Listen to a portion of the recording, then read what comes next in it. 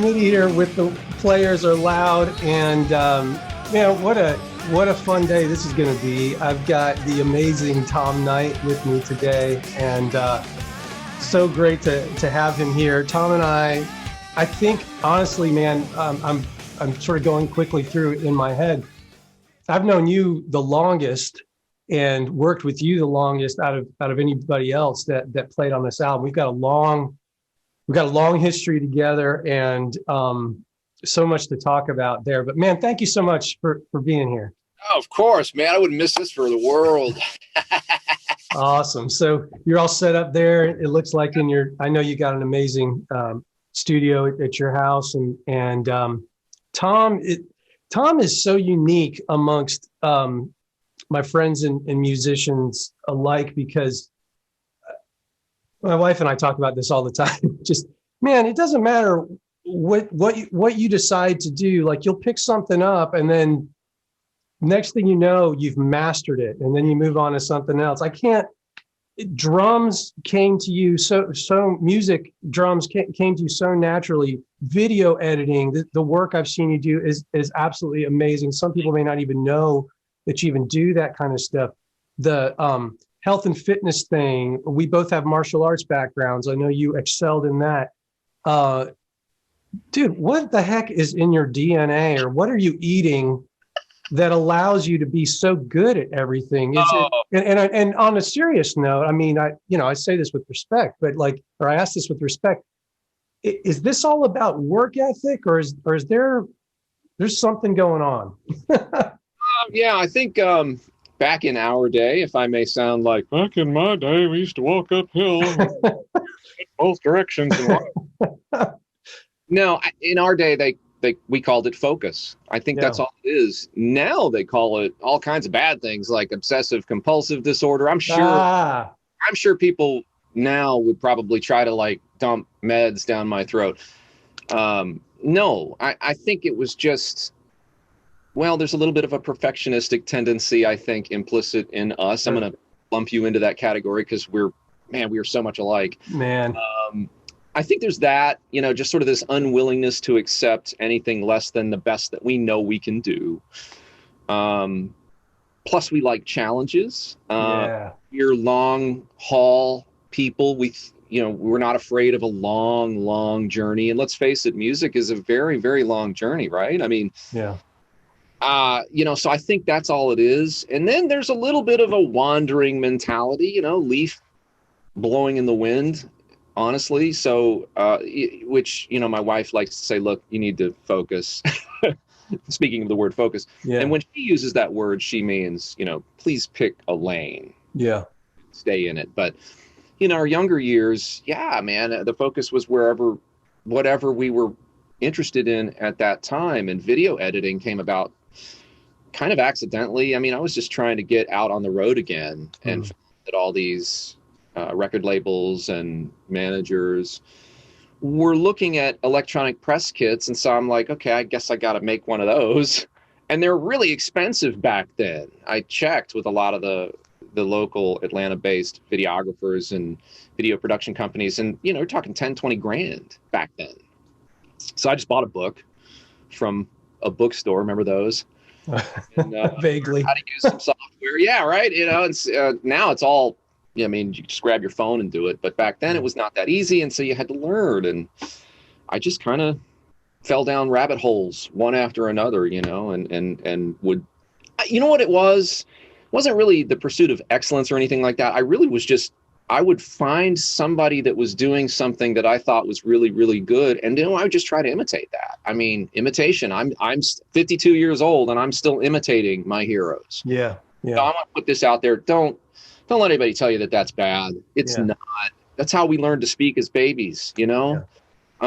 And I just think that that's still true today. That's awesome. So, there's an endurance element that comes along with, you mentioned like the long haul, being willing to go. It's sometimes it's tough when the challenge has you going uphill for a while, and it feels like you can momentarily hit many crossroads on whether to continue or jump off and switch directions or switch lanes, to use your term there. But what do you think it is that has I still can't help but kind of hold you slightly apart as someone that you've got an exceptional level of focus, like, because I agree with you 100%. There's, you've got to be dedicated to it, embracing challenges, really, really wanting to fulfill this objective of getting to a certain place. But I'm curious, was that instilled in you at a young age by family members? Is that just as far back as you can remember, you were willing to go the distance? No, I mean, yeah, I had, of course, my parents and grandparents especially tried to instill, those kinds of values, but they didn't really have to do that much with me. The first creative endeavor that I can recall was I was 6 years old, and my granddad got a new Bell and Howell movie projector, for those old little 3-minute, I want to say cassettes, reels of film that had no audio or anything like that. I got his old one, and along with it, a Woody Woodpecker cartoon film, like a bona fide Woody Woodpecker cartoon. I became engrossed in that to the point where I would take scissors and slice out frames of the film and look at them and I would try to draw Woody Woodpecker, and I would, let me get a different one. I mean, it was just totally destructive. My parents were like, "What are you doing? You're ruining this film." But my granddad was like, "Oh, let him, I don't care, let him do it."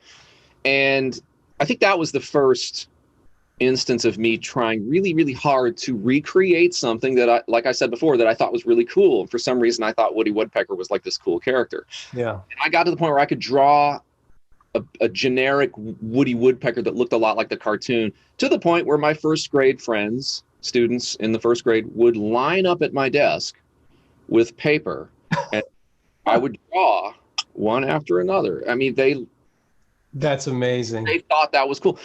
And I think there was a reward, like a dopamine hit maybe from that. Yeah. That could have been it. I don't really know, but that's that element of, okay, I got to get this just right. Again, they call it's labeled as perfectionistic, and that's bad, but that's really all it ever was. And I think just anywhere I pointed my nose, that whatever was being targeted got hit with that same level of aggression. Yeah, that's incredible. Man, I'd be remiss if I didn't mention the significance of today, and another reason why I'm so glad to have you specifically on today. And we're recording this on January 7th, and it's the first anniversary of Neil Peart's death.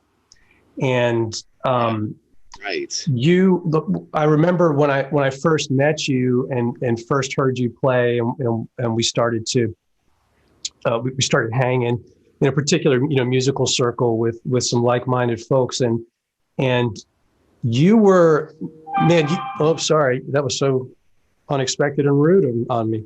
You were known, among other things, as somebody who could play the Neil Peart solos and licks note for note, and that had to have taken an incredible amount of focus and dedication. But I never knew anybody else that could do that. And I remember seeing you play the Neil Peart solo way back in the day and thinking, man, this guy's the real deal. He's serious. And you mentioned emulation. And so putting all the pieces together, I have to assume at some point you were wanting to emulate Neil because you freaking mastered his playing back then. It was crazy. Absolutely.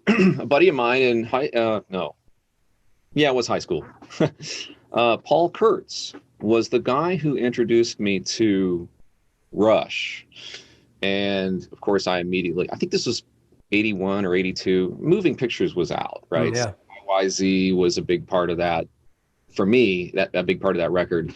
And then of course Exit Stage Left, where he played his solo in that song. Yeah, just iconic stuff. Right. I mean, all of his solos were amazing, but for me, that was the one that was that first love, right? That first hit. And I'm like, okay, I got to be able to do that.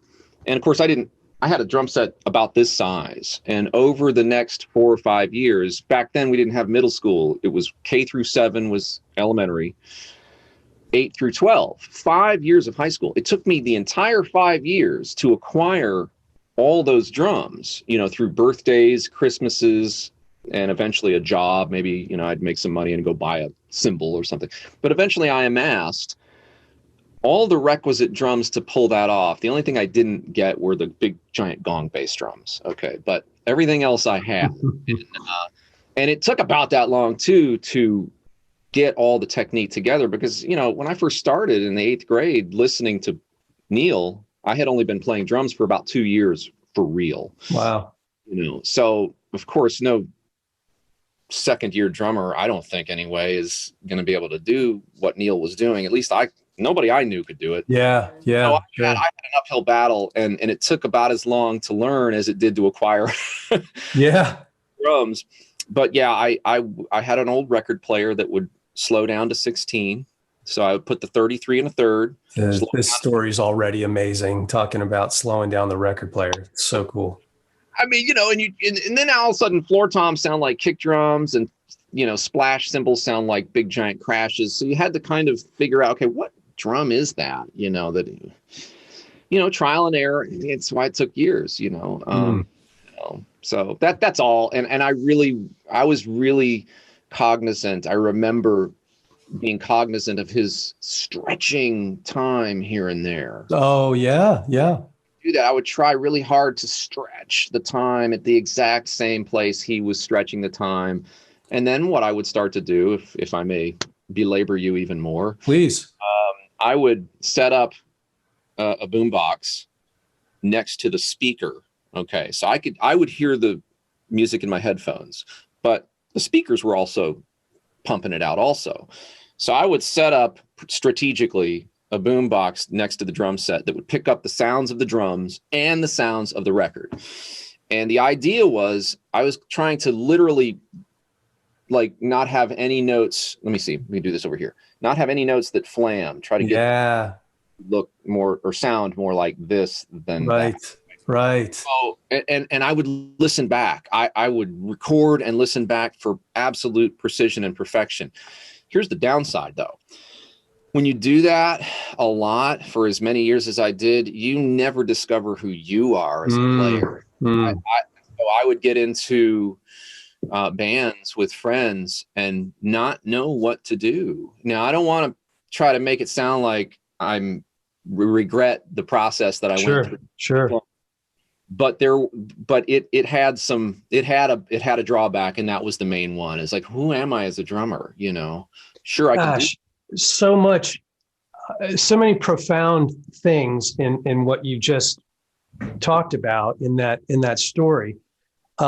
Number one, just the level of precision and dedication. All you aspiring musicians out there, I mean, I hope you caught what he was talking about. I mean, to take things down to the actual matching of variances in time, that's not something that a lot of people pursue as seriously as Tom did. But man, I so relate to you because you talk about being in that emulative state and learning things so accurately, and then you're not the time you're spending on that, you're not necessarily pursuing or building on what your own individual voice is. And I remember for myself, and just at least my perspective as a bass player, when I was really young and starting out, I didn't have mentors around me to kind of help direct me. And okay, this is a good class of competencies for you to be well-rounded in. You need to work on technique and harmony and theory and tone and all these things. All I did was I listened to these bands that I idolized, like Rush. Geddy Lee was my first bass idol, still is. I love everything that he's done. But I was so fascinated and enamored by like the flash of what I was hearing, things that were flashy and virtuosic, and so my first perception was that, oh, to be a great musician, I have to be an amazing technician. And so I spent so many hours trying to play cleaner and faster and all of that stuff without even thinking about things like pocket or tone. And that affected, in the same way you're talking about, like sort of delaying the voice sort of nurturing, it was doing the same thing for me. And it wasn't until I finally, had like a music mentor and was listening to a more diverse collection of influences that I started to even think about that stuff. So, like you, I don't regret the hundreds or thousands maybe of hours spent working that stuff up and building up the headroom, but it just put off my creative journey just a little bit. I always describe it as that I spent all those years learning how, but I never considered for one moment why. Oh, that's great, man. Yeah. Why is this player playing that? Why does that work there? And what really sent that off in my head was, taking some of these things that I would learn from Neil and then later Dave Weckl. He was the next huge inspiration for me. And I did the same thing with him, would copy note for note everything that I could get my hands on that I had time to learn, because again, the older you get, the more responsibilities you have and the less time you can do that, right? But I started to realize, wow, I can't just take this thing that I learned and stick it over here. It doesn't really work. Why did it work? Oh, why? That's what I need to be thinking about, the why, right? Yeah. So that then became the quest. And I'm going to bring Bill Buchanan into the conversation here. Yeah, we'll have an interview with him soon too. Yeah. Good. Well, since he's helped you sing Beat of My Heart, which I think I got this right. You actually wrote the riff. Bill fell in love with it, wrote the song for Skin Deep, which I recorded on the original track. Yeah. So this was such a, it's a really cool, reunion, reassembly of the past with all of that. I want to talk about that track in a minute, but real quick about Bill, I was definitely in the height of that technical growth and hadn't really started to question why yet. And I remember Bill coming into the jazz performance room at Georgia State University, and he had heard about me, I guess, through Rob Clayton, who was the original drummer for Skin Deep. Yeah. And he was like, all right, man, let me hear what you got.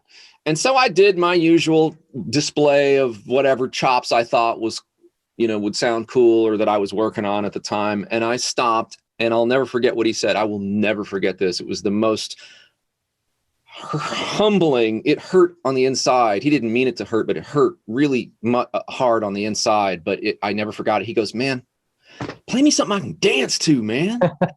Gosh. I was crushed all at once, but I kind of knew he was right. I'm like, you know what? Nobody really cares about what I can do except other drummers who maybe can't do it yet. The guys who can do it are like, yeah, I got it. I know what you're doing. Right. And I wasn't. So what was the point? So right then and there, I think it was like 1988, 87, something like that, a long time ago. That was my first kind of wake up call. Like, dude, what are you doing? We really need to start thinking about more than just the technical prowess part of this game. Yeah. Wow. So it's so cool. And then, I know that during that time, those were massive development years for all of us that were in that circle. There was a lot going on. There was a pretty healthy music scene in Atlanta that was happening. You mentioned Skin Deep. I mean, everybody and their brother wished they were in Skin Deep. They had this like chic reputation of being, they were the sophisticated, freaking awesome band that that was rocking. They were funky. They were fun. You know, they were passionate. You know, and playing well back then. You know, like you remember the Cotton Club. Yeah. And remember going to see Skin Deep at the Cotton Club. It was just this huge celebrated event. And, you know, you go in there and you're just shoulder to shoulder. And you know, I'm not a tall guy. I'm like trying to, you know, jump up in the air. I'm in the back, you know, looking. Right. But yeah. And then those of us that, you know, were in that circle who ultimately ended up sort of, you know, interacting with and playing with and all that other stuff, like yourself, we were learning a lot from each other, man. You know, like we were for me, I guess I don't want to be so bold as to speak for you, but for me, it was like there was the side of me that was really interested and fascinated with jazz and fusion. And that was something that we could play together. I remember me, you, and Bobby Rogers playing together a lot. You know, really, it was like we were going to the gym when we had band rehearsal. We were working out, man, really trying to challenge ourselves. And then there was work out by running your neighborhood. Yeah, that's right. That's right, dude. I forgot about that. Yeah. But that, and then we had there was the R&B influence and the funk influence that was going on with some of the other people that we were hanging with. It was just, man, it was just an exciting time. I want to take this moment to say something to you and to anybody watching. I feel like this needs to be said and has needed to be said for decades. You are the reason I ever made it in this business. Oh, dude. No, you are. Let me tell you why. First of all, it was your first record, Liquid Blue, and all the other subsequent albums that gave me a chance to express what I had learned up to that point, both technically, emotionally, answering that question, why, hopefully. Yeah. And that got me enough recognition as a player to acquire my first endorsement with Vic Firth, and then later Yamaha, and then later Zildjian, and then even later Remo. But also, you were the one that told me you need to be in Skin Deep. I think on one of our jogs around your neighborhood, I mentioned that Nick called me and asked to be in the band, and I rejected him. Like I said, nah, Rob was somebody, a one-of-a-kind dude. Huge shoes to fill. The guy was a soulful singer. He played from the heart, things that I did not feel at all equipped to even attempt, let alone successfully pull off. And you were like, no, you need to do it. You need to do it. And I remember thinking, okay, I guess so. And so I called him back, and, you know, the rest is history. But so you helped propel this part of my career as a legit player in a world of difficult music, and a lot of appreciation for that. But then you also helped propel this other side of my career, which ended up landing me TLC gigs, Monica, Stevie Nicks, and all these others, because it was Skin Deep, which, again, you said, join, make sure you don't miss this opportunity. That's what launched that part of my career, because of Dallas Austin. Dallas Austin saw Skin Deep, loved Terrence, signed him as a solo artist. I ended up playing drums on that record, and you see what I mean? So, I mean, this all comes back down to you. So I want to make sure that you know that you have all of my respect, admiration, and thanks. None of this would have happened. None of this would have happened if it wasn't for my friendship with you, man. Well, I number one, I don't know if I'm deserving, but I'm humbled that you would say that. Thank you so much. But man, you know, you're the one that had the talent, and you're the one who made it happen. I'm blessed and grateful that, you know, we've been a part of each other's musical journey together. But man, seriously, I am humbled. Thank you for that. I appreciate that. Yeah, that's super kind of you to say. Yeah, man, it's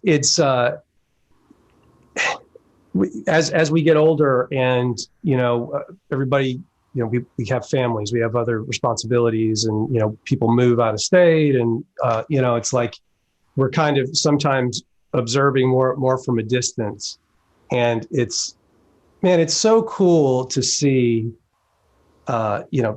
players and friends that you've worked with. You see them succeed and do other things, and you get to celebrate that, and man, yeah, you're no exception to the idea that music is kind of what music's brought our friendship together, and then it's cool how it's paved different paths for us to go, and I don't know, man, it's just I reflect on that stuff all the time now. I've had enough years behind me now to where it's like, you think about different things.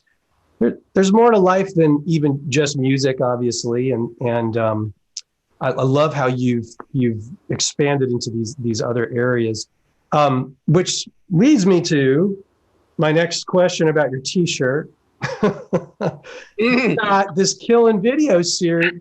If that stuff wasn't enough, you're now you're like a nutrition and workout guru.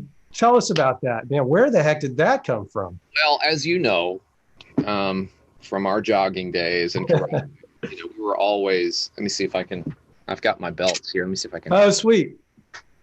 There they are. Yeah. Hanging up on the. Love it. Love it. Now, if I can get the camera back where it was. And of course I can't. Sorry, guys. Okay. Trying to have a nice little scene here. Yeah, it looks great.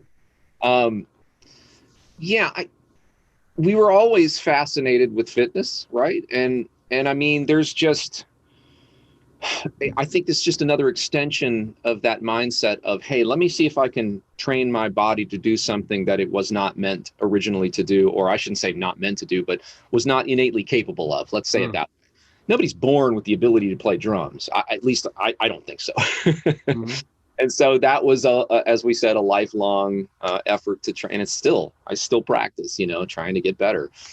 And so my recent foray into gymnastics style training is just another example of, okay, let me see if I can get my body to do these things that it was not really designed to do, or isn't very well equipped naturally to be able to do.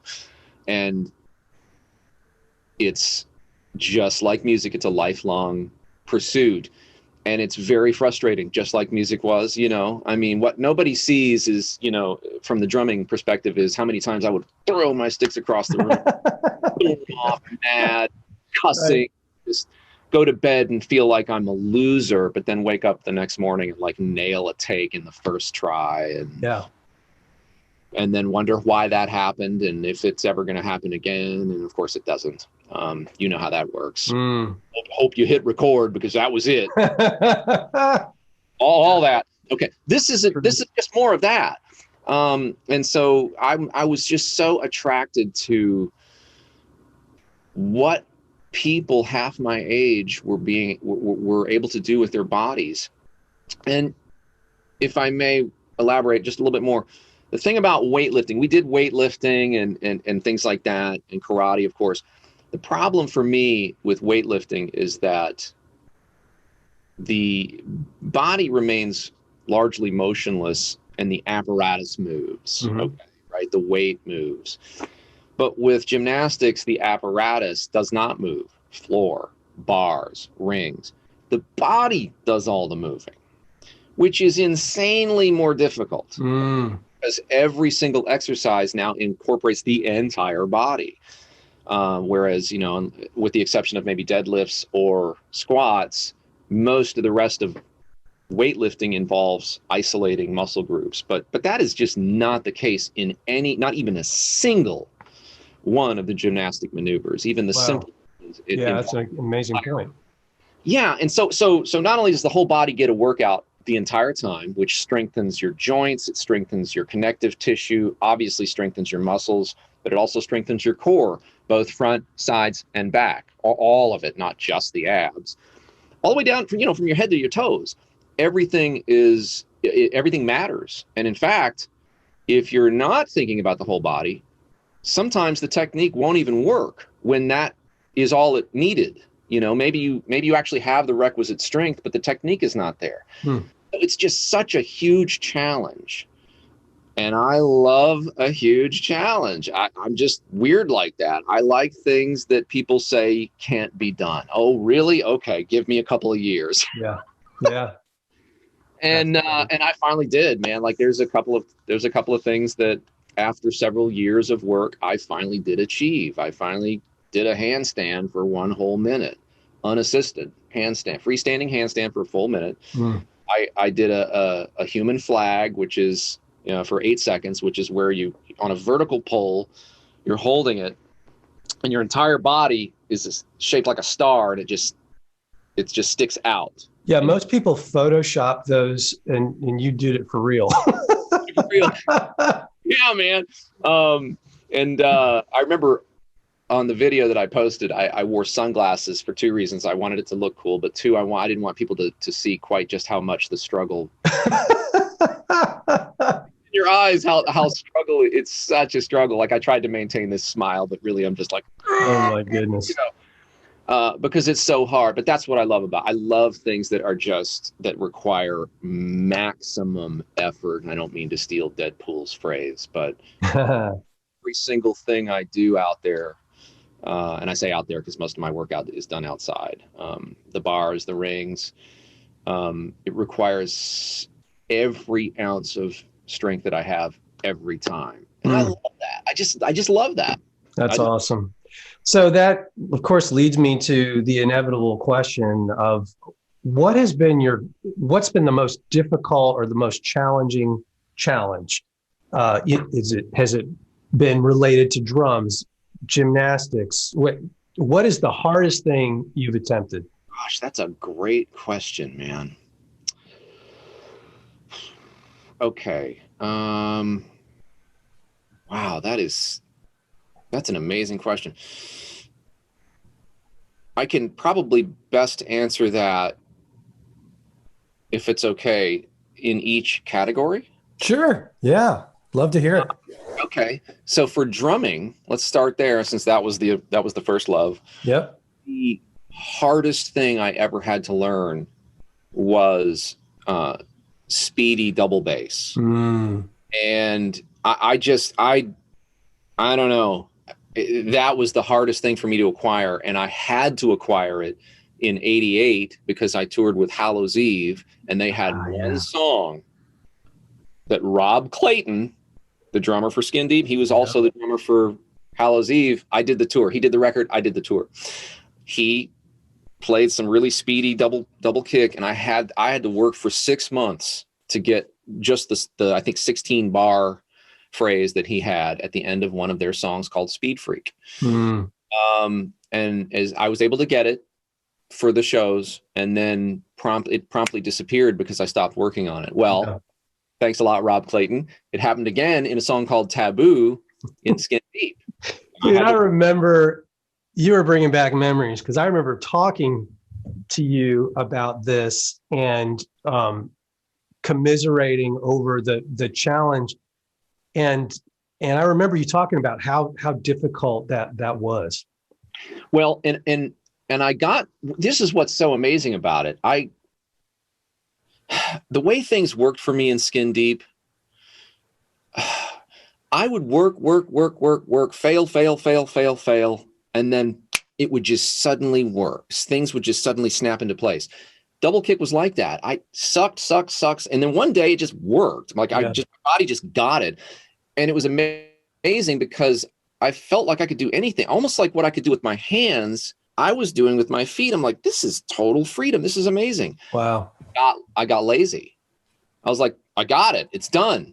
That is so not true. I didn't work on it and it fell away. And I never got it back. So I didn't try to get it back. Let's be honest. I got lazy and I stayed lazy. But so I found other ways to sort of get around when that song would come up, I would, use a floor tom. I'd cheat, or at some point we started playing like a funk beat instead of which was kind of, again, some people like that. I knew it wasn't really what it was supposed to be. Yeah. But it kind of fell away. And so that would have been the most difficult struggle I ever had on the drums. Yeah. Yeah. Bringing it to the present. I think that the hardest struggle that I currently have is in the execution of what's called a front lever. So a front lever is, if you can just imagine reaching up to a horizontal bar with straight arms. You're not allowed to have even a little bit of bend. It has to be elbows locked, right? So, right. And your body, you lift your body in a straight line, horizontal to the ground. So the only thing, this is what it looks like. These are your arms. Your whole body is you go from this position to this position. Wow.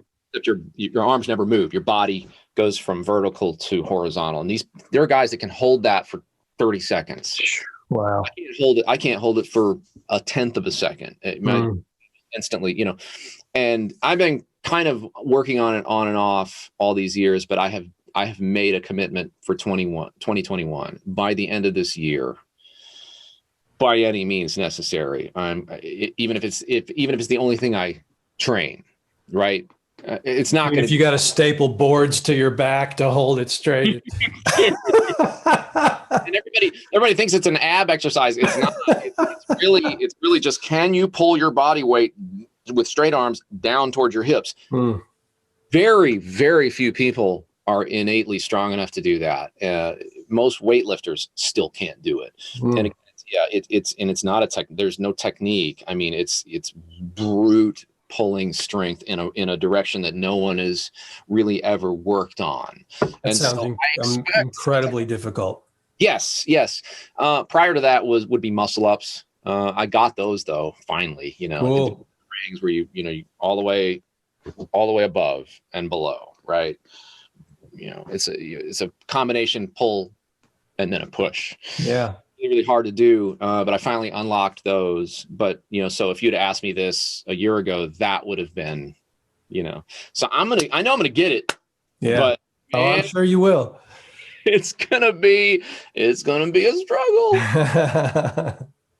Man, let's talk a little bit about "Beat on My Heart," because that's a special tune on the record.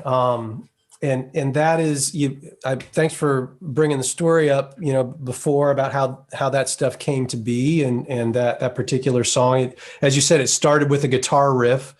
I remember the exact moment of being in this room, messing with Nick's guitar. I can't remember whose house it was or anything, but that started the evolution of that song. And so, is that back in the 90s? Definitely. I mean, I right? joined the band in 91 and we played our first show in 92, but I don't recall if we wrote it. Yeah, well, I'm going to ask Bill when I interview him. I'm sure he'll remember. Yeah. But the point being, you were an advocate of the idea of it was our email correspondence. You were reminding me of that song, "Beat on My Heart," and when we were, that's before this record was even really officially sort of planned out to be the type of record that it is. That is a song that, man, to me, it's like a drummer's delight. It's one of my favorite drum tracks on the record.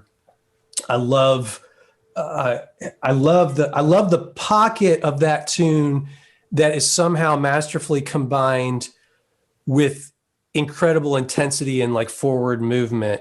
You gotta talk about your approach to that song and how you play it and make that happen. So I remember when you and I first started working on music together, and generally it would be, you would have something like Big Lips. You would have written an amazing song, and your brother would have created this equally amazing drum track on a drum machine that I would be like, cool, that's what I'm going to do. Whatever Yeah. I like it. Let's keep it. It sounded better than anything I thought I could come up with, but that wasn't the case here. Right. So I said, okay, what would Jason do? What would Jason have programmed? Yeah. I don't know if I came close or not, but I do remember thinking that. I remember thinking, okay, this is a nitty thing, man. So what would, and I just ended up going with what I was being exposed to at the time from the guys in Skin Deep. Because remember, I came from, as you just pointed out, like a kind of mostly a rock and then a little bit of a contempt jazz by then. Mm-hmm. And they were like, okay, you got no soul, you got no funk. So here's a stack of CDs. It was everything from, Parliament Funkadelic, James Brown. Oh gosh, it literally a big giant stack. And I remember, I'm going to digress for just a second, because I think this is part of the process that maybe needs to be told. I dismissed it all almost right out of the gate. I'm like, that's nothing. That's easy. That's just, right. It's just backbeat. Hey, idiot. Right. Yeah. Then, like I said before, one day, I feel it. That's the thing they were talking about. And I never unfelt it after that. So when I'd go back and listen to things that I had said or things that I had played, I'm just like, if there's a way I could erase that. Oh my God. And by the way, singing was like that too. Man, that was going to be my next question after this topic. I wanted to ask you about the singing thing. Wasn't that kind of the impetus for you? The involvement with Skin Deep, and that got you singing more, right? That is the only. Yeah. They are the whole reason I ever got into singing and now love it. Right. But there was a long couple of months there where it didn't look like it was going to happen. And I remember being in Nick's basement. The way we would rehearse is we would practice all the music, and then we would sit down in a circle and work on the singing. Right. And I just remember being reduced to I was just like literally tearing up. I was so frustrated and sad also, and just woe is me. That same thing, like when people don't see how many times you throw the sticks across the room, and I had found out later that like after I left, they were thinking they had a little powwow, like, man, this might not work. Well, something happened overnight, and the next day it sounded marvelous. Wow. The harmonies were there. We were meshing, we were gelling, and to the point where they were like, what happened? I'm like, dude, I don't know, but let's keep going, And it worked ever since. From that moment on, it was never a problem. But it was fail, succeed, as it would always be with me. Like it was never a bell-shaped, it was always just Why do you think that is? Do you think it's a neurological-ish thing of the brain finally catching up with the ears, or vice versa? Or do you think it's a process like that? Or I wish I knew.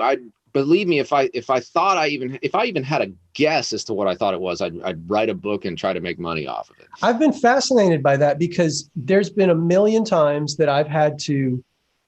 I just give up at some point practicing something, just going, okay, I'm not going to get this right now. I don't have the skill. 2 weeks goes by, I don't touch it.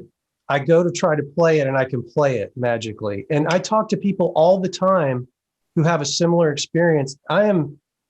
Maybe in 2021, one of my goals is going to be to find out the science behind this, because it's really fascinating how things will align suddenly, like in that way. Well, so with your riff, Bill played it, Nick played his part, and I thought, okay, so they're doing something that's in unison here. I don't want to just play just a simple beat, but I don't want it to be so overly complex either, because that was something I was very guilty of. Let me see how many notes I can. Yeah, sure. you know.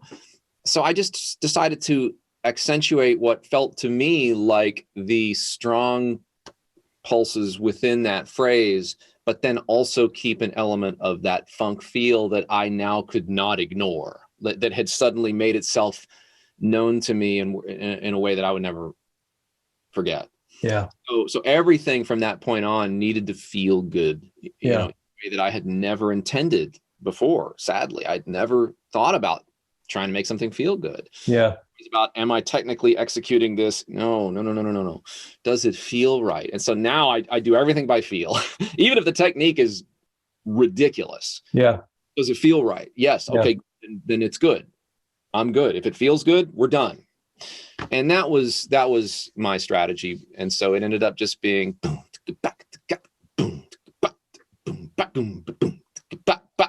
you know, and that goes right along with your. Yeah, it's so infectious, and I can't wait for everybody to hear that song, whatever means they choose. But yeah, Beat of My Heart. It's the thing that always, it's giving me chills right now. Like the breakdown section for the solo, and it's like you are destroying the bell. Like in my mind, it's just such an aggressive, assertive thing on the bell. And then there's this kick drum part that's kind of existing on its own in funk land. And it's got all this space. And Marcos Foley played this just glorious guitar solo over the tune. He's in the interview series as well, but it just came together. So it was just so fun. And what originally was kind of going to be like just a redo turned into a little bit of an altered arrangement. And one of the things I love about it is getting to sing with Bill on the song. And those who hear the song will hear, I'm doing all the verses and the main melody parts. Billy comes in on the choruses and he's on the bridge, and it's just, it makes it, I don't want to sound corny, but it just, the song is so sentimental for me because it's me working with you and Billy again. And it's just like, it's just cool, man. We made this cool thing happen amidst the pandemic and, you know, not being in the same room. Music's still being made, and hopefully it's going to continue to inspire people. Well, I'm really, really, really glad that you opened the song the way you did, with an actual piece of the original skin. Oh, right. Because what that was, I want to talk about that for a second, because that's my little contribution to the writing of that piece. Awesome. Other than just the drum beat, that was something that I brought to the table. We were all working at the Zoo Atlanta, me, the singer, and the bass player, right? Nick didn't have to work. The rest of us did. I love it. Well, I mean, not that he wasn't working, man. He was working his tail off trying to make sure the band was. Man, you talk about a laser beam focused dude. So I was, there was a lot of free time where I worked between customers. And so I was always bringing books in, and I had this one about spiritual songs, right? And I found that melody. I don't remember the words, but that melody was written out, and I was like, oh, that sounds really good. The whoa section. Yeah.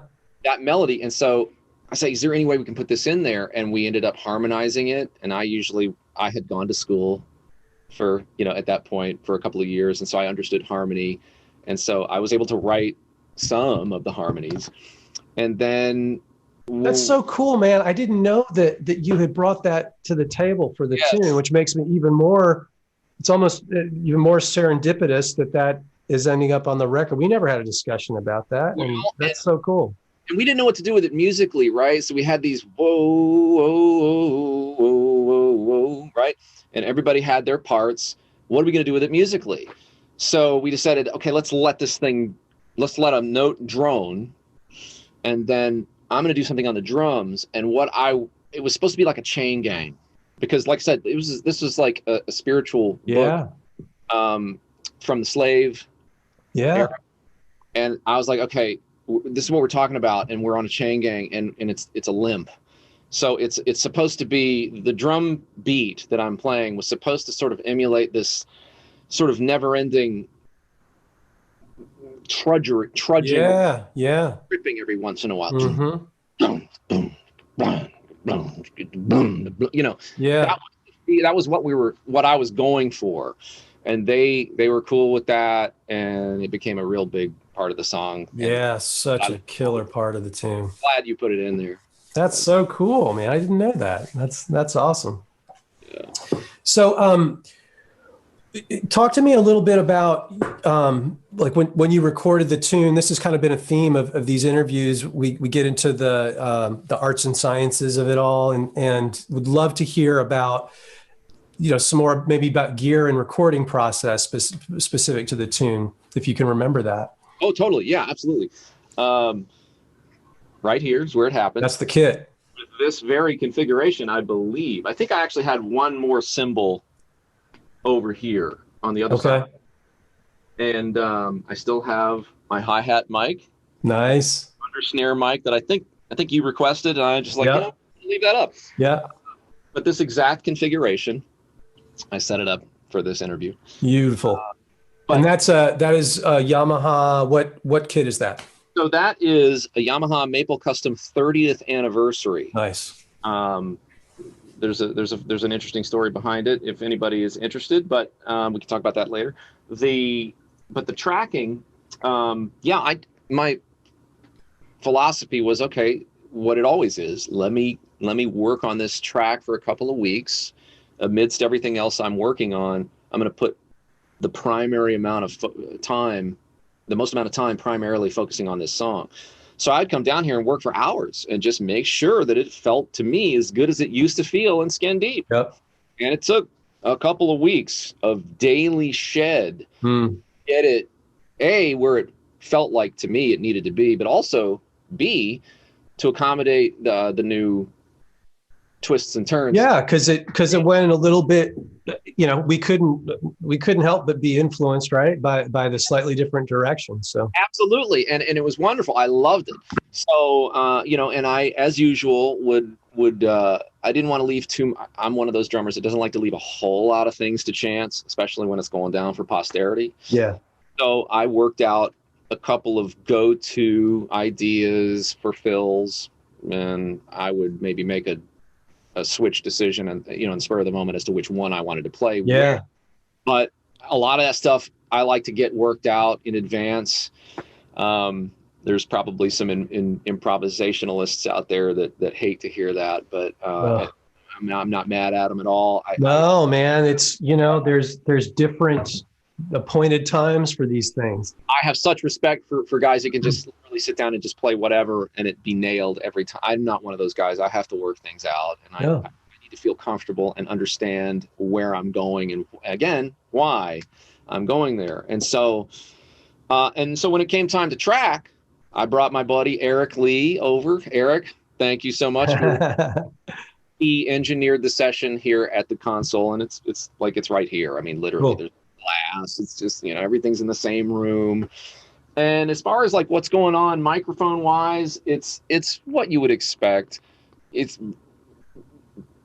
basic stuff. D112 in the kick, 57s all the way around. Yeah, all reliables. Including on the hi-hat, and then some old Crown CM700s up top. Not even like the best in the world, but I did a shootout between these guys and some Rode mics and Earthworks, and even published some of those findings because I wanted to get other people's input. And they were like, okay, none of them sound as good as those cheap ones. Keep using the cheap ones. And I'm like, all right, cool. Cool. Yeah. And, you know, I use basically a close mic technique as far as where the mic is positioned. And then I like the, I think they call it the Recorder Man. Am I getting that right? The Recorder Man setup with the overheads? I think so. Yeah. Yeah. We talked about that. I remember. Yeah. I am a firm, that was such an ear opening, shall we say? Yeah. And all that is, for anybody that doesn't know, it's an equidistant. You're able to place the mics equidistant both from the kick and the snare. And the way that works is you just do what I did. You just tie a string, or you tape a string to the middle of the kick, right where the beater hits it, and it, nice, long enough to come all the way up to the ceiling, and then back down to the middle of the snare. And then you pull that tight so that you've got basically a triangle between kick, snare, and then this, when you pull the string tight up here. And you basically just use that, and you place the right mic at one apex. Again, both being tight. You place the left, okay? So now you know that both of these mics are equidistant from both the kick and the snare, which centers them, and it makes it sound amazing. And then you still have a stereo spectrum. Some people don't like it. I could not believe how much better just the overheads sounded. Yeah. I will never not do it that way unless somebody demands that I do it. Sure. It's so fascinating how the subtleties of recording and mic placement and close miking versus, larger distances and stuff like that. And I'm always learning from people who, no matter if they're engineers or just, musicians or instrumentalists, why they do what they do, because, to your point, as long as there's a reason why, there's something they're going for, they're getting a predictable result from. And I love knowing about that and learning from that. I'm just glad. So cool. I'm glad you found the tracks, fat enough and used with right tones, Yeah. The drums, I said this a million times, in my humble opinion, the drums are the most important element in the recording. Like the integrity of the drum tracks, they have to be great. If I feel like you could have great drum tracks and slightly compromised, recording of the other instruments, still have the track sound powerful and dynamic. On the other hand, if you've got really poorly recorded drum tracks and you've got, the pristine recording of the other instruments, I still think the recording is going to struggle. And I am very much like a bottom-up thinker when it comes to how I engineer, how I mix. It's so important. It's such a pleasure working with cats like you who they know their gear. They're not just like scratching their head, go, oh, I guess I put this here. I guess I'll put this here. Like there's a reason for what you do, because you know how to get your sound. And, that makes my job so much easier. There's nothing worse than getting tracks from someone and you feel like you have to re-engineer everything that went down, and it takes a lot of time. And sometimes it's not completely redeemable depending on how it was done. So thank you, sir, for, for the quality that you provided. That's awesome. Not a problem. Happy to have contributed, man. Yeah. Just kind of jumping back sort of to a side, a point to the side of something you're speaking about before. When do you feel like you realized like you had your own voice, like when you discovered your voice on the drums? Do you remember when that was? Like, did you hit a point where it's like, I finally have figured out my own identity? Because you, like everybody else on this album, I can have my eyes closed. Someone could play me the track that you're on. I'm like, yeah, that's Tom. I mean, when did you get to that? Do you remember getting to that place and what it was? I do. I think I can pretty definitively say it would probably have been Schizo. Okay, cool. Because and Schizo, by the way, is for those who don't know, that's the opening track on my Balance album that Tom is all over. So that's awesome, man. A bit too much. I think was still figuring out a few things. Well, I'm always figuring out a few things. I don't even know why I said that in the past tense. Still figuring out a few things, but definitely back then. But I felt like, oh, okay, I think I know what I want to do without being told. And you didn't really like. You could have easily complained. Like, what's all that crap over my solo? Yeah. Oh, there's nothing to complain about. All these weird, phrases, but then there'd be these bizarre fills, but they were my fills, Yeah. I felt like finally I wasn't copying someone.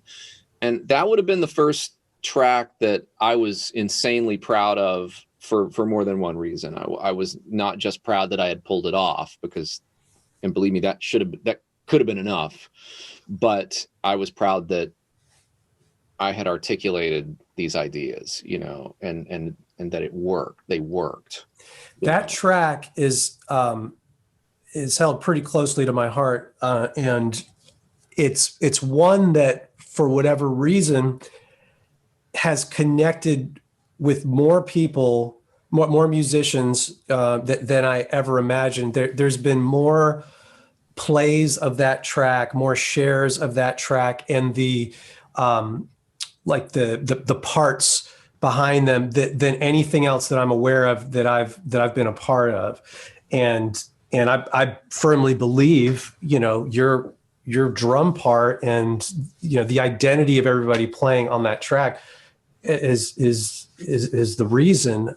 It was very unique, when it, if I may say so. I mean, I felt like that was a unique track when it came out, especially as an album opener, because the name fit it so well. It was very much like a Jekyll and Hyde kind of tune. And regarding the drums, it's like it starts out with this bombastic onslaught of like, whoa, where are we going kind of thing, like the bass is going nuts, the drums are going nuts. There's a lot of volume and dynamics. And then all of a sudden that ends and we transition into like a funk beat, basically like an up-tempo funk groove. And it's like, oh, here we are. Okay, cool. And I love how the tune tells these different stories in that way. And so much of it is because of the rhythm section, I think. Man, I remember when we went up to Rochester and opened up for Weckel's band. Oh yeah. And, good times. I remember thinking, there's no way as a drummer I'm going to be able to, why am I here? Of course, yeah. I'm happy to be on the gig, but I just remember feeling very self-conscious and insecure, really. And you opened up the set with that song, and of course, when you're an opening act, you're right at the front of it. Like literally, we were in a line. There was no front. We were all front. No, that's right. Bill Davis, I think, and and anyways, we were essentially the curtain of the stage. Yes, what right. People were getting their hair blown back a little bit by the kick drum wind, right? Yeah. That's how close we were. And but we opened up. You decided to open up with Schizo, and right after that fill, there's a 2-bar drum fill. Mm-hmm. Another one I'm really, really proud of. And the audience went nuts. And I was like, oh, we're doing good. Yeah. We're doing good. Okay, cool.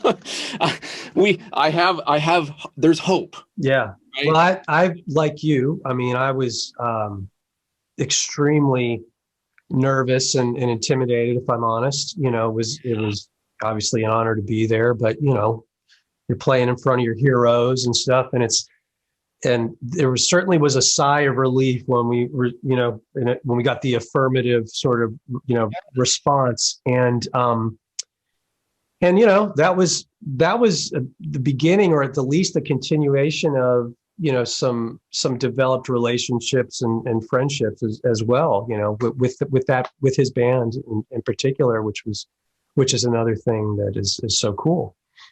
We got around to playing Balance. Weckel, that's another thing too, is I forgot to mention Weckel's standing there watching. Uh-huh. He wasn't doing this. Yeah. But he was there, Oh yeah. When we get to Balance, he threw a towel at me. And I knew immediately what that meant. Do you remember this? Yeah, I do now. Yeah. Put the towel on the floor tom for that one part, that one section. And I'm like, oh, I wish I had time to make that happen. Oh man. It was a really cute moment. He's like, yeah. Like, I got you. I got you. That's cool. Well, yeah, needless to say, everybody, Tom had won Dave Weckles' respect from the time he heard him play, as would be expected. But, it's. Oh, you're talking about me? I thought you were talking about Tom Kennedy. Oh man, no, I'm talking about you. Wow. Yeah. No. Yeah, Tom Kennedy, bass player idol of mine, who I got to know a lot better, and I was really lucky. I got to sub for him for a while with Dave's band, and right. Some of the most exciting and scary days of my career. But I remember Weckl telling me after that you just absolutely killed it. Oh, well, God bless him for saying that. Yeah. I mean, it was scary at first, but he really, Dave made me feel, confident. He was always really kind and nice and encouraging, if you will. But, awesome. But yeah, man, that was a gig that I did not have any time to prepare for, and it was very, the way things went down was very last minute. And when I got the call from Dave, it was like, this is kind of an urgent situation. Need you to come in. And so my point of saying that is the scariest part about it was I didn't have time. I'm a player that loves to, I think you're like this too, you like to memorize stuff. Yeah. To where you're not distracted by having to read off the page. You're not distracted by having to kind of pay attention to two things at once. I mean, ultimately as musicians, you want to be able to interact spontaneously and know the music so well that it's automatic. Or just enjoy the moment. Even exactly. If the rest of it, you can just revel in what you're doing. You know what I mean? Bask. Exactly. Right. So true, man. So with that, with the lack of time for preparation, I had to go out there with charts, and it was a kind of a running joke, and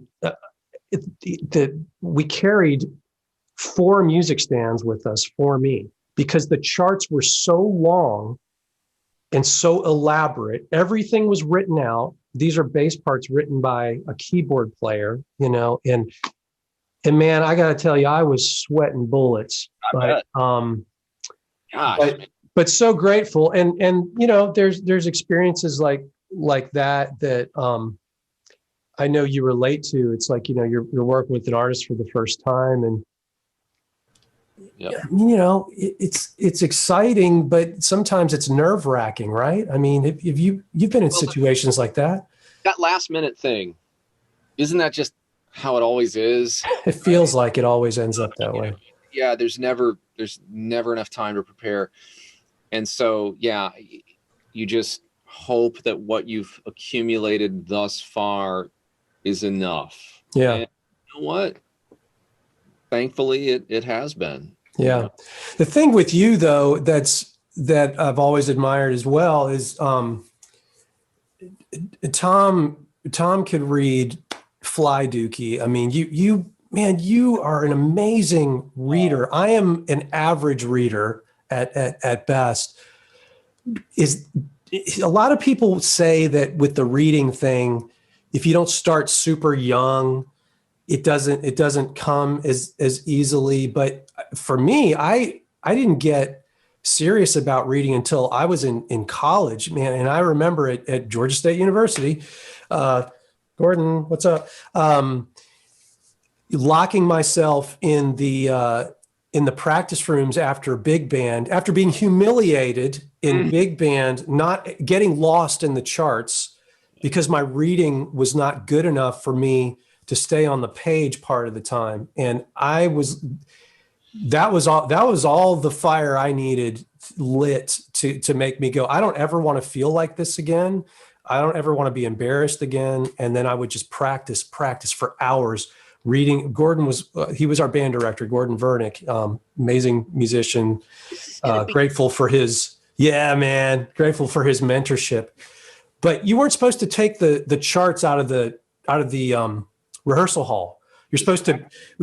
Anyone who doesn't know, in college, like the deal is, you have big band practice. You go to big band, you go to the little library stack, you take your charts out, and you go put them in front, and then you do class. You put them back and you leave. You're not really supposed to take them out. Gordon recognized my desire to want to do well. He let me take the charts as long as I want. He trusted me to go bring them back, which was a big deal. It sounds like it's not a big deal, but that's not something everybody would necessarily let you do. They might just say, hey, study on your own time. These charts don't leave. For me, it was a really big deal. But man, you've always been a great reader.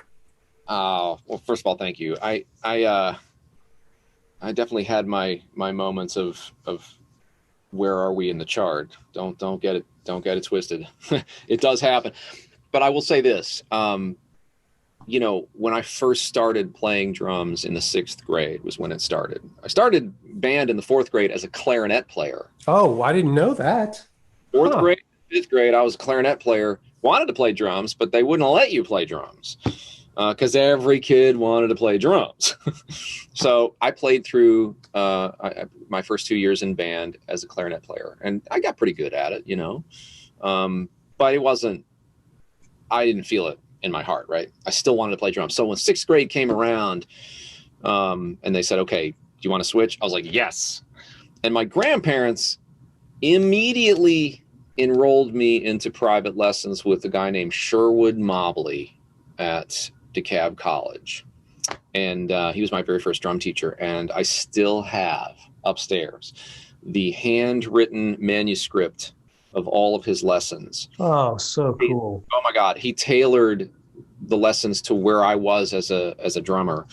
And there are some funky beats in there, man. Amazing that it took me so long to feel what he was very clearly trying to inject by playing all those years ago. But when I read this stuff now, I'm like, this is still golden. And I was also reading some hand technique books. So he was very well rounded. It was drum set, rudimental, and philosophy, all 30 minutes every single week. So that's the reason that I was able to read, is because I was lucky. I had some grandparents who were willing to shell out the money, because my parents couldn't afford that stuff. Yeah. They could barely afford the snare drum. Yeah. By the way, I didn't have a drum set yet. I was having to just kind of do this, to practice his drum set material. So I looked forward to lessons because I'd finally get to hit real drum. Yeah. Gosh, But that's so real quick. That's so funny. When I started, my parents started me on classical piano. It was my first formal or private lesson stuff. We didn't have a piano. The method books that she assigned, they had at the bottom, a little piano keyboard graphic. I was practicing on the graphic, and like you, I didn't get to play a piano unless I went to my piano lesson. It's so funny you said that. Right. And so, you just make do. And, but I will say that I grew rather dependent on it. I'm going to kind of say a version of what I said before, where I got dependent on the sheet music. And so if there wasn't sheet music, for example, any jazz pickup gig, right? It's all real book stuff. Yeah. Make a real book for drums, right? And at the time I'm like, how come why don't we have, why don't you? I didn't realize, that in that genre, there's very little, they're not trying to tell the drummer what to do. Yeah. You need to study the masters, and I had not done that. And I was, once again, what do I do? Who am I as a drummer? Part of this is the fact that it's new, but the other part of it is I had grown accustomed to having something tell me what to do. And what do you do now when that thing is not there? Yeah. And that was, again, this is not to disparage formal education and learning how to read. That is not it. I don't want anybody taking that out of context. Sure. But there's another side to it. And it's all about balance, right? So what I tried to do as an instructor, I was an instructor at the Atlanta Institute of Music for 21 years. What I tried to do is make that connection every class. I want you to be able to read, and I want you to be able to execute, but I want you to be able to feel, and I want you to be able to understand, and I want you to be able to construct when this isn't here, because of how I felt like I couldn't do for a really long time. Yeah. Man, that's so awesome. Tom, if people want to get in touch with you, either just to ask you questions about drumming, maybe they want to study with you or I'm not sure if you're doing lessons now, or if they want to hire you to play on tracks, what's the best way for people to reach out to you? Oh man, I got a Gmail account, Tom Knight Drums. It's real simple. Okay. You know, I don't really have a formal website. I know I should. How 1970s of me. Oh no, that's cool. Hey, everybody's got a website. That's all cool. I've been thinking about starting a YouTube channel with that email address, and gotten some good feedback about that. But I don't know. Okay, we'll see. But yeah, feel free to reach out, Tom Knight Drums @gmail.com. Cool. We'll put that on in the video for people to see. Before we finish up, is there anything that you want to share with anyone that you're doing or have coming up, or any place you want to invite them to check out? Let's see. My primary focus now that I'm done with college, I should mention, I finished finally that bachelor's degree that I started at Georgia State. Oh, dude, congrats. Thank you. Yes. And November 23rd. Dude, amazing. Day of class. That's great. Or maybe that was my first day off. I don't remember. Anyway, it took me 25 months to complete it, but I did it, Dude, that's amazing. That's so now I took the rest of the year off, and now I'm trying to bone up on some auxiliary skills and seeing what kind of additional money I can make from that. So that's taking up some time, but I don't know why I said that. You asked where people could go, or no, you asked what to discuss anything that I'm doing, or where they. Yeah, no, you didn't say. You just want to share anything with anybody. I got lost in my own. That's all right. Railed train of thought there. I would say that if you're interested in any of the things that I'm doing now, I'm putting a lot of effort into the fitness, YouTube and Instagram, and somewhat Facebook. And where can they find that? So I finally got my custom URL at YouTube. You got to jump through all these hoops, but it's just, if you just search for Tighten Up Your Game, there it is. Yeah, sweet. There's a website, tightenupyourgame.com. Okay. That's the name of the channel, both for YouTube and Instagram, and Facebook as well, / Tighten Up Your Game. And so that's where I'm focusing a lot of my energy right now. If anybody wants to check that out. Absolutely, man. Yeah, I'm sure there's going to be lots of people want to see what you're doing there, and we'll be inspired by that for sure. So cool. Awesome, man. Tom, thank you so much. It's been so great having you, and thank you for all you're sharing your gifts and talents, on these records throughout the years. It's so awesome to reconnect with you on this album, and look forward to doing more, and everybody check Tom out, and check out his discography, and he's quite a man of the world, and that it just seems like whatever you pick up, you turns to gold, man. You figure it out and master it. So thank you. I'm certainly trying. Yeah, man. Well, cool, man. Well, God bless you and your family, and look forward to seeing you again, man. Have a great rest of the day. You too. See you, man. Bye-bye.